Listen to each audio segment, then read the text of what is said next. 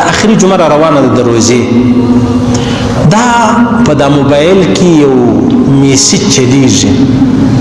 که چا د جمعې د روزې په اخرنۍ جمعه څلور رکعاته نفل وکړو دونه آیت کرسیانې دونه الحمدلله وي دونه پلانې شی کې ووایي د ټول عمر لمونځونه چې تا کوم قضا کړي دي بس هغه ادا سو هغه چې سو هغه ادا سو دا دی وایي دا نه دی معلوم چې دا سړی سني دی که شیعه دی چې دا پوسټ یې جوړ کړی دی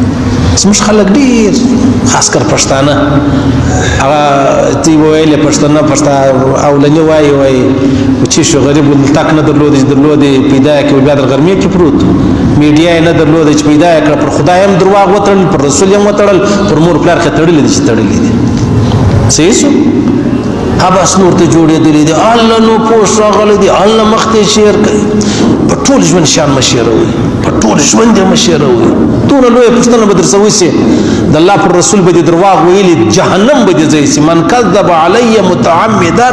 فلیتبوأ مقعده من النار د الله رسول فرمایي د بخاري حدیث دی 200 صحابو دا حدیث نقل کړی دی که چا په ما پر دروغ وتړل جهنم کې خپل کور ځای په خپل معلوم کړ دا مکوي یاره حسین بس یو تورې ویلې دی بس بیا خوشاله یې چې الله بس دا حدیث دی زبم ما کوي د الله پر رسول درواغ مه وایي یاره خو چې پر ما درواغ وایي زه دې نه پرېږدم نو د الله د رسول څونه لوی د ایمان د تلو خطره ده یو شی نشته مه کېږئ لیوني مه کېږئ قسم ده دا پرویزیان چې کوم دي ورسره ورته وایي څه پکې ده دا پرویزیان نه دي پرویزیان دا حدیث نه مني وایي بس خالق قرآن زموږ دپاره خالق قرآن کافي دی بیا څه چم کوي بیا راولاړ سي دا رقم شیان مخ ته کښېږي ګوره دا حدیث نه دی او تواوه نه دی دا درواغ دی ونه چې دغه درواغ دی بیا د بخاري او د مسلم هم ولا دغه درواغ دی وایي په دې خو ستا سر خلاص و په هغه بیا وایي زموږ سر خلاصېږي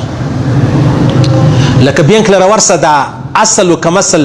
2 نمبر نوٹ خلک څنګه پیژني دا بینک والا او موږ نه پیژنو داسې علما د حدیث او د نه حدیث پہچان چې دی هغه کولی شي علما د حدیث او د نه حدیث پہچان چې دی هغه لري هغه په پوهېږي چې دا شی چې دی هغه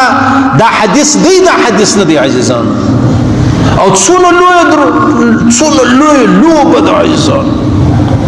او بیا پر څونه لوی پیمانه خلک کوي موږ د جمعې پر ورځ خلک راشي هر مولوي صاحب هغه قضای عمري نیت سره کوم کېږي قضای عمري چیرې وله چا درته ویلې والله که داسې بیان و داسې والله داسې دین دی تباه و برباد سلو دې موبایلانو را تباه کوي خو کرارې وله که موبایل ګټه لري نو والله موږ ته 100% تاوان هم را رسولی ګټه یې منم بیخي ډېره منم ګټه خو لیکن تاوانونه یې بیخي ډېر دي یو چې دین بدنامه سو یو په دین پسې دروغ یو په صحابو پسې شکنځاوي ګستاخي بهتانونه دا به ملي خبره ده هغه مشرق مغرب کې چا پیغمبر علیه السلام ته شکنځا کړې ده زما او ستا تر غوږه په کور کې راورسېږي چې دا موبایل نه وایي زما او ستا تر غوږه نه رارسېدله منم موبایل منمه بیا به دلته یو سپی پیدا شوی مولوي صاحب موبایل نه مني موبایل ستا هغه مړ پلار نه دی په قبر کې هغه لا ما مني هلته په قبر کې مني ته مې څنګه نه مني موبایل انکار کوي موبایل انکار ولې نه کوم ولې انکار نه کوم چې چا د چا خور څوک ټلیفون راوکړي چې دا مسله ده دا مسله ده خور بیا خودکشي وکړي چې ټلیفون نه وایي بیا دا خبرې نه راتللې زه دې په خور خوا بدوم هلته غورځې نو خو نه لري عزت نه لري سړی نه انسان نه دا د سپیتوب علامه د سپیتوب زما ستا په خور خوا بدیږي ستا خالي په خپله خور خوا بدیږي زما او ستا دغه فرق دی قضای عمر نشته په اسلام کې چا چې منځونه قضا کړي ورسې تعداد یې معلوم کړي بیا راولاړ سه د سهار منځونه د ماښامو د ماخستنو کوم منځونه دي سره د ویترو دا به راګرځئ سنت مور سره راګرځو فرض راګرځو بیا که ته وایې یاره ما د سهار منځونه ډېر قضا کړي دي عام طور سهار منځونه حساب ورته وکړه څو دي قضا کړي دي چې څو دي قضا کړي دي هغومره قضایي راوړه بس خبره خلاصه ده په نورو خبرو نه سره خلاصېږي نه په نورو خبرو باندې کیږي او نه دا کېدلی سي بس عزیزان الله پاک دې ویل اورېدل قبول منظور وګرځوي الله دې خپل احکامات د جناب نبی کریم مبارک صلی الله علیه وسلم طریقې را نصیب کړي. الله دې د بدمرغي وساتي، الله دې د بدقسمتي وساتي، الله پاک دې د شرمندګۍ وساتي، الله دې د دین نه رساخلي، الله دې کلمه او اسلام نه رساخلي، الله دې د دین په دشمنانو کې نه راپورته کوي، الله دې په هغه چا کې نه راپورته کوي چې موږ په دین پورې دروغ تړلي.